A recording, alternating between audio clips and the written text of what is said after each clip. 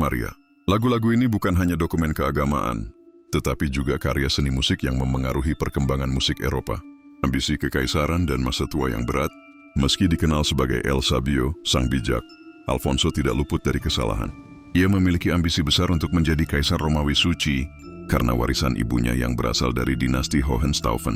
Ia mengklaim takhta kekaisaran dan bahkan diakui oleh beberapa pangeran Jerman, namun Paus menolak mendukungnya. Alfonso menghabiskan banyak sumber daya kerajaan untuk impian ini, menyebabkan ketegangan dengan bangsawan dan bahkan anaknya sendiri. Anaknya Sancho memberontak di tahun-tahun terakhir hidup Alfonso. Kerajaannya terpecah oleh intrik politik dan pengkhianatan. Ia wafat dalam kesunyian dan ketidakpastian pada tahun 1284 di kota Seville dalam usia 63 tahun. Warisan sang raja bijak, namun waktu adalah hakim yang paling adil. Alfonso tidak dikenang karena peperangan yang gagal. Ia menangkan atau karena tahta kekaisaran yang tak pernah ia duduki. Ia dikenang karena membangun jembatan antara ilmu dan iman, antara peradaban Islam, Kristen, dan Yahudi. Ia dikenang karena menjadikan bahasa Kastilia sebagai bahasa resmi budaya dan hukum, meletakkan dasar bagi apa yang kemudian menjadi bahasa Spanyol modern. Ia adalah bukti bahwa seorang raja bisa lebih dari sekadar penakluk, bisa menjadi pelindung pena, penuntun bintang, dan sahabat ilmu. Kutipan fiksi dari Alfonso Nes. Biarlah raja-raja lain membangun kerajaan dengan pedang, tapi aku akan membangun kerajaanku dengan pikiran dan nyanyian. Karena pedang melukai, tapi pengetahuan menyembuhkan.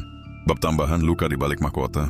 Seiring usia menua, wajah Alfonso Napes mulai dihiasi kerut-kerut kesedihan. Matanya, yang dahulu bersinar penuh semangat membaca kitab dan menulis syair, kini menyimpan beban yang tak mudah dijelaskan.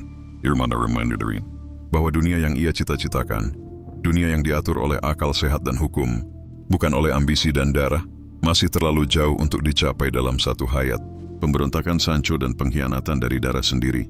Pada awalnya, Alfonso menaruh harapan besar pada putra sulungnya, Fernando de la Cerda. Namun takdir merampas Fernando terlalu cepat, ia wafat di usia muda.